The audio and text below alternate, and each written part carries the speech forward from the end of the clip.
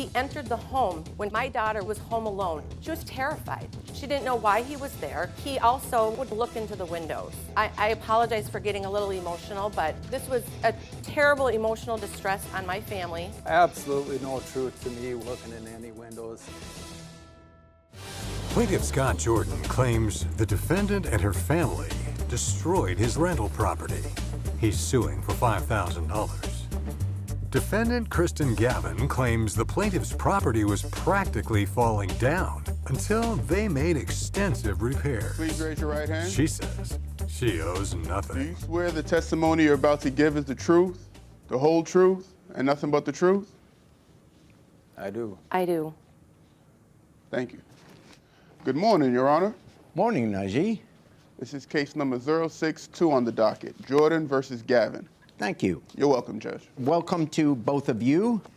We have Scott Jordan, the plaintiff. You are suing the defendant, Kristen Gavin, for $5,000 for unpaid rent, utilities, and property damage. And the defendant, Kristen, you are countersuing for $2,187 for breach of contract and emotional distress. So let's start with you, Scott. Tell me your side of the case. Good morning, Your Honor. I first met the defendant in the fall of 2017. I have a lake rental home on a nearby lake that I was re-renting, and I had a rental sign in the yard that the defendant saw, and she contacted me and was very excited about being able to rent my lake home. So I gave her the application that we use for renters, and she shortly got back to me with an email, which I have as Exhibit B. This email explains that their family had come upon hard times and why their credit report would not be in their favor. It goes on to talk about the economy in 2008 and unreasonable lenders being the fault of their bad credit. And also goes on to say that now they are stable with both having full-time jobs and a monthly income of about $9,000 a month, I believe. And also at the end, they say that they would take care of this house as if it was their own home. And we did. So between that and wanting to keep their kids in that lake community that they were used to living in, I decided to give them a second chance and go ahead and rent to them. I built this house 17 years ago, and I've only had 2 other renters in the house since I built it. Both were good renters that stayed for at least 7 years apiece and took good care of the house. And that's all I needed was an annual inspection. I drive by because my farm where I live isn't far from there, so I do drive by the outside along the road to keep an eye on it a little bit. As far as any interior inspections, it was only done twice with this family, and both times they were called. I never walk into any house, whether I own it or not, without knocking first. We can go through some evidence, Your Honor, and see what the house and property looked like before they rented and after they rented. Your Honor. I mean, these people had fires out on my lake deck. They had bonfires on my lake deck, burning holes right through the deck, in through the joists. No, we were burning the trees carpet, that we cut the down. carpet is totally destroyed. The carpet was they were the first people ever to be on that carpet. I have the receipt for $5,400 installing brand new carpet right before they moved in. That carpet is totally destroyed. They brought a dog in the house, which in the lease is not allowable. You agreed to allow the dog. The dog ruined the carpet. They have food stains, etc., ruining the carpet. Windows with mold on them, tile with mold on them. She did not do window cleaning or interior cleaning. I did. The place was a disaster when I had to give them notice to leave, Your Honor. I disagree with him. They took photos of the home on January 1st when they asked us to vacate to have a showing. They took photos. Scott took photos of the home with my furniture and my holiday decor up to use as the listing to rent the home. And I am sorry, but who puts cream carpeting in a rental property? It was a difficult carpet to keep clean, and I was constantly monitoring any cleaning that needed to be done. I understand that. What about the dock repair? Just speak to that issue for a moment. Oh, we were burning the trees that the dead trees that my husband asked Scott if it would be okay to cut down, which he agreed to. And so we were burning those in a bonfire pit. I was not aware that anything burned the deck. One thing I would like to point out, Your Honor, we moved out January 10th. Scott filed his lawsuit April 4th, which to me is quite suspicious, considering that his other business is an event venue that relies on people having large events such as weddings.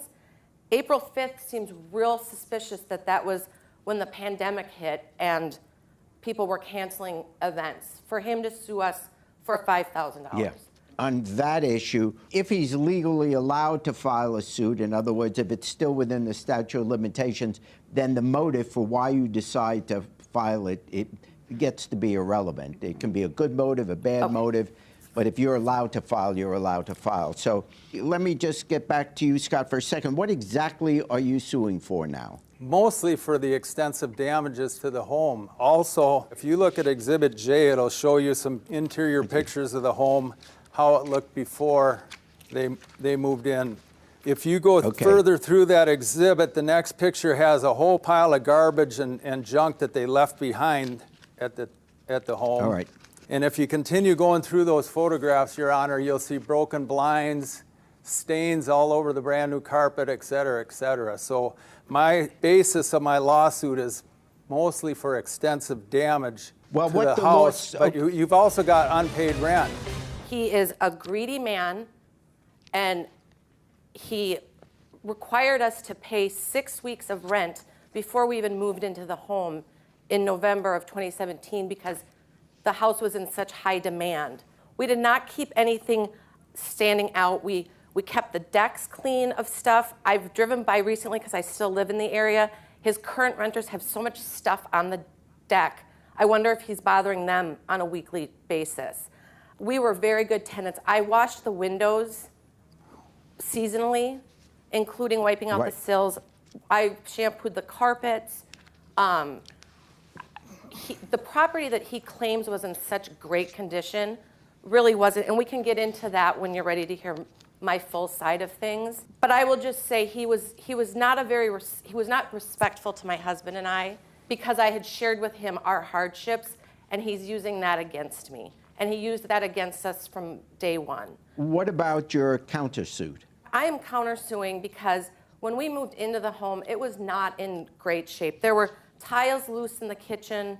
The jetted tub in the master bathroom had so much gunk in the jets. It was disgusting. The deck was in terrible condition, which he claimed he would have repaired that spring and did not have the deck repaired. He had it stained, not repaired. There were boards that were caving in as you walked across them. There was a water feature in the backyard off of this deck that hadn't been cleaned out in probably 3 or 4 years that I spent 3 weekends cleaning out to get it up and running. The big one that really gets me, Your Honor, is that my daughter, when I told her that we were moving out in December, when he gave us the notice, which was a text message, not an eviction notice, she shared with me that when she was a minor at the age of 17, he entered the home without giving us any notice when she was home alone, walked into the home and she asked him, because she had never met him, "Who are you?" And he said to her, "I'm Scott Jordan. I own this home."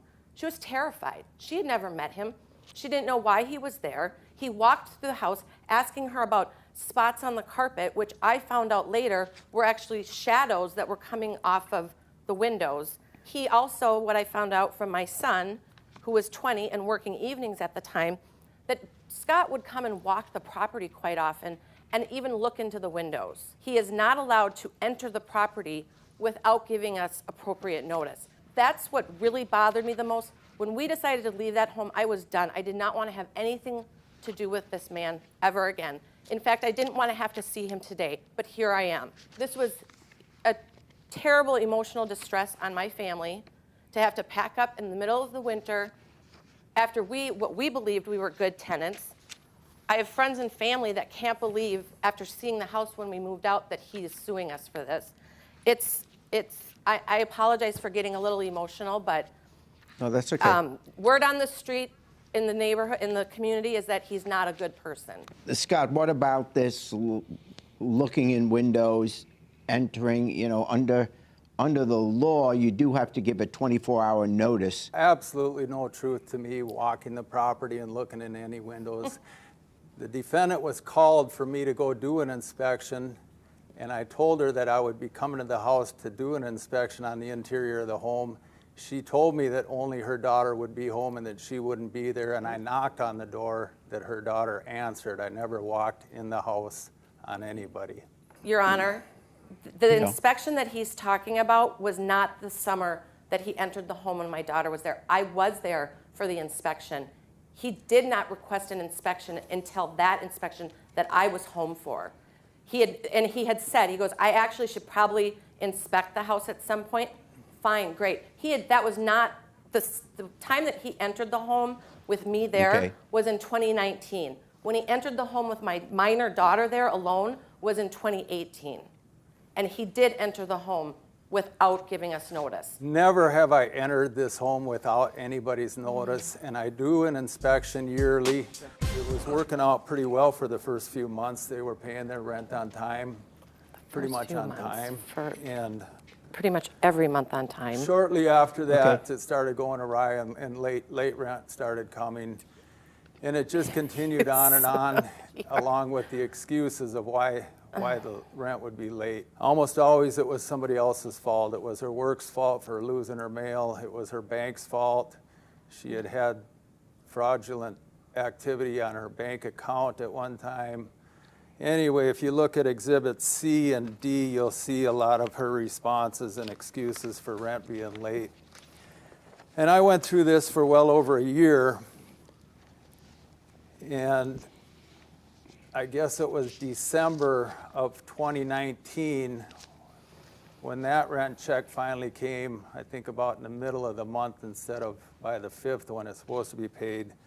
I went to deposit it, and it came back as insufficient funds. So between driving by and seeing the house continually deteriorate and the yard not being kept up and having late payments every month and now a bounce check on their rent, I decided to do a 30-day notice for eviction and sent that off to them, and at that time they responded to the eviction notice and we started the process of eviction. I would like to just say, Your Honor, I communicated with him anytime there were any issues. When he says every month, that is not true. We were good tenants. When he says the house was deteriorating because he didn't keep it up with the maintenance that should have been done with the deck, with the we did care for that home as if it was our own. He continuously made comments to me.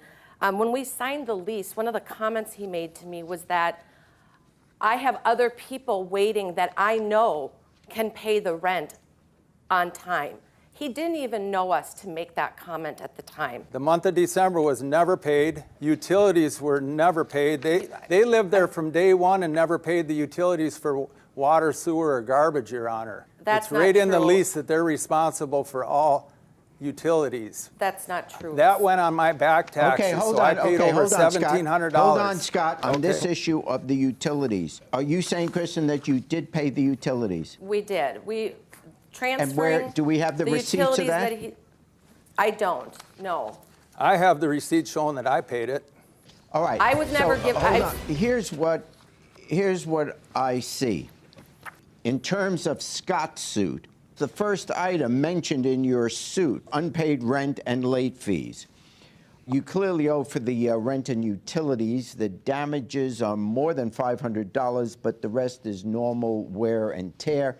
So judgment in favor of the plaintiff for $2,908. The countersuit is dismissed. You try to be nice and give something to somebody, and they just take advantage of your kindness, and this is what happens. I mean, these people were the dirtiest, filthiest renters a person could ever have. He's a bad landlord. Let's just say that. Not a friendly guy. It didn't pay off to be the nice guy this time. Hey, YouTube, thanks for watching. For more Judge Jerry, click here. For more Jerry Springer, click here.